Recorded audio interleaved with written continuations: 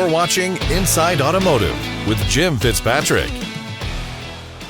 Hey everyone, Jim Fitzpatrick. Thanks so much for joining me on another edition of Inside Automotive right here at cbtnews.com. There's been a lot of buzz and some worry about AI replacing jobs in retail automotive. On today's show, we are joined by Michael Wood, who, as you probably know, he's the general manager of Jaguar, Land Rover, and Volkswagen divisions at Checkered Flag Auto Group, to share his perspective on how AI is shaping the future of dealerships and the opportunities. Thank you so much, Michael, for joining us on the show. I've seen you on a number of other programs out there in retail automotive. You do a phenomenal job for our industry, keeping us all up to date. So from your perspective, what do you think that we should be concerned that this might replace jobs out there, and should people be concerned, I should say, in retail automotive, that they might one day be replaced by some amazing AI program? You know, I don't think we're at that point yet. You know, we're still in that large language model world. We're not in that artificial general intelligence or the hypothetical artificial superintelligence world. So, you know, I think that AI replaces tasks. It doesn't replace jobs. And so what I mean by that is it gets rid of the boring and repetitive tasks. They all go to AI, which will free up people to be able to work on the more creative things that they're probably more naturally leaning in towards. I also think it's going to kind of level the playing field between some of those that are the top producers and the bottom level, which is just going to immediately increase productivity overall.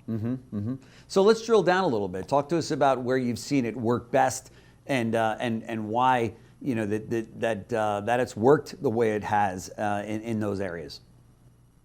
Well, I mean, just at the end of the day, it's more creative than you or I can ever pretend to be. I mean, even if you take the most creative person out there and challenge them to put an output that's equal to or greater than the AI is going to come up with something that's probably a little bit more compelling, and it's going to do it in a fraction of the time. So we should be lending those type of tasks to AI.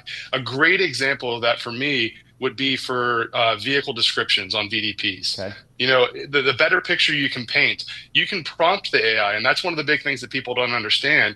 And so if I prompt the AI and I say, pretend you are a marketer for a large automotive dealership with the intent of selling a car within 30 days. Based on the VIN below, highlight the top 5 items or options on this vehicle that will set it out, and write it in a compelling fashion in under 500 words. Oh, and by the way, please be sure to use British English. It'll do that in a matter of 10 to 15 seconds. Right. And so we are naive to think that that's not a benefit and an advantage to us. Huge. Because for any inventory control manager, any used car manager, they're no longer having to rely on coming up with that compelling story. They're outsourcing that and then being able to move on to what might make their team better, like training and everything like that. And they're already using forms of AI, whether it's spell check or grammar check when you're using Microsoft Word or Outlook, or even if you're using Viato and you use the little highlight screens when you're making your VDPs that generates a description for you. That is AI. It's just not a smart one. And the AI you're using today is the dumbest AI you will ever use.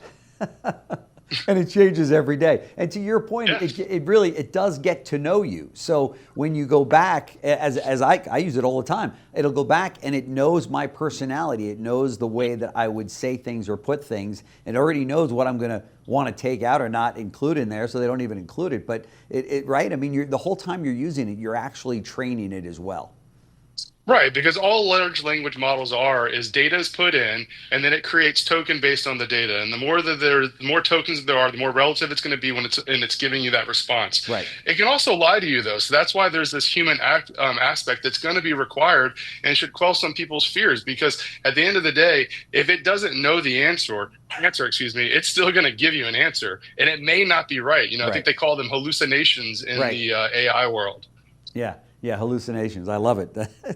We're referring to this like it's a person. Where do you think we'll realistically see the biggest changes from AI in the next few years in retail automotive?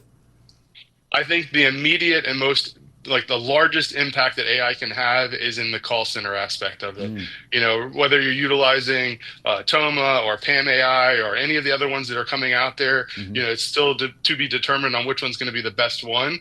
And that's obviously subjective. But at the end of the day, if you can transfer that mundane job, again, that's another task that people don't generally enjoy doing, and give it to something that is creative, that is happy, that works 24/7, doesn't call out, and then can also schedule things better, that'll give your team, again, the more time to focus on the things that make your business better. So for me personally, I'm going to be pushing really hard to try to see what we can do to transition into an AI world when it comes to handling phone calls. Then I think the next step would be in lead response, handling the leads. My team, for instance, does a phenomenal job in the first 4 days. But after day 4, man, it's depressing to kind of look at it sometimes.